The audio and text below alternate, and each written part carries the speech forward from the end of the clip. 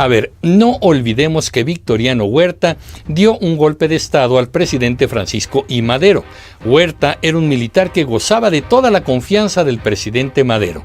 Por eso, su traición fue mucho peor.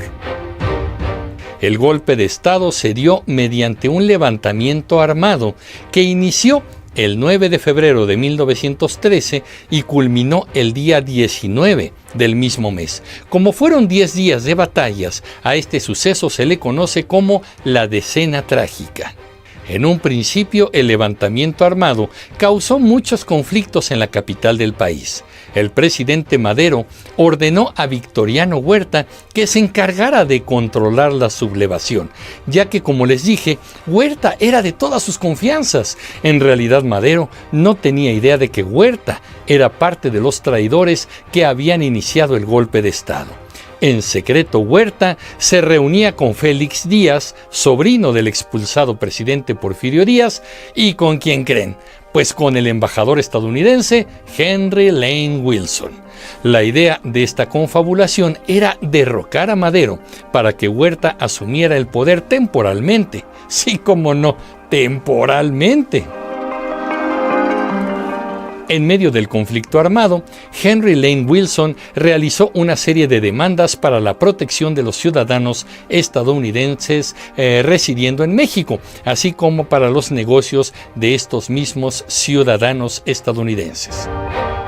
Pedro Lascurain, como secretario de Relaciones Exteriores de México, tuvo que enfrentar las presiones de Wilson, quien pidió abiertamente la renuncia del presidente Madero y amenazó con gestionar en Washington una intervención militar estadounidense en México. Debo contarles que incluso en varias ocasiones hubo apostados varios barcos, tanto del lado del Océano Pacífico como en el Golfo de México, preparados para atender de inmediato las exigencias de los Estados Unidos a la primera orden.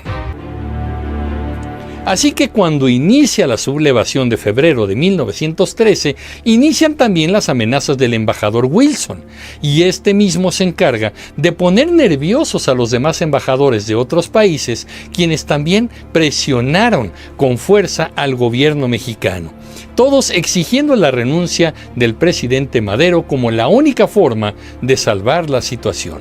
Wilson avisa a los demás embajadores, sin que el gobierno estadounidense lo haya autorizado, que había tropas de Estados Unidos listas en la frontera norte con México para intervenir si fuera necesario. Los embajadores de los demás países se pusieron aún más nerviosos y dijeron que una invasión estadounidense sería un gran peligro. Así que intensificaron su demanda. El presidente Madero debe renunciar. Imaginen el grado de presión que estaba sufriendo el gobierno mexicano y su presidente. Así que, como ya les dije, el presidente Francisco I. Madero manda a su militar de más confianza, a Victoriano Huerta, a controlar y extinguir la sublevación sin saber que era parte de los traidores, los cuales se reúnen para concretar el golpe. A esta confabulación se le conoció como el Pacto de la Embajada. El 18 de febrero de ese año, 1913, en medio del conflicto, el presidente Madero y su vicepresidente, José María Pino Suárez, fueron capturados por las fuerzas de Huerta.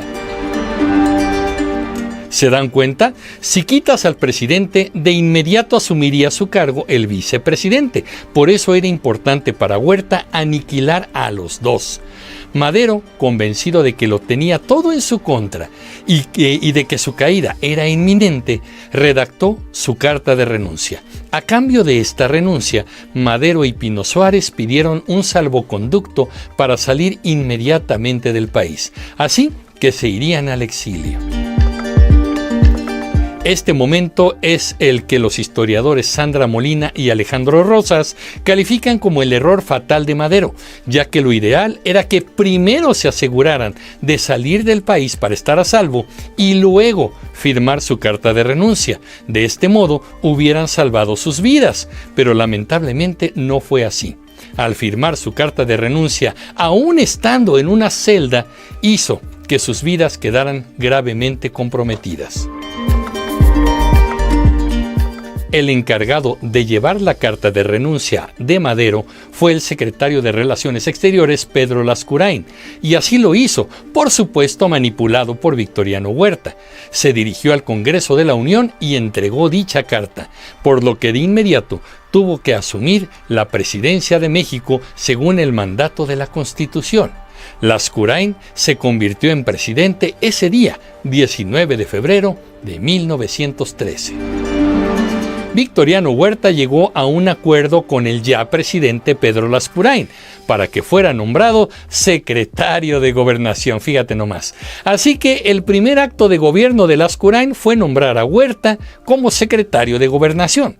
De este modo, Victoriano Huerta quedaba colocado como el siguiente funcionario en la línea de sucesión para la presidencia de la República, en caso de que el actual presidente renunciara. ¿Cuál fue el siguiente acto del gobierno del presidente Lascurain? Firmar su carta de renuncia. Habían pasado apenas 45 minutos desde que Lascurain se había convertido en presidente.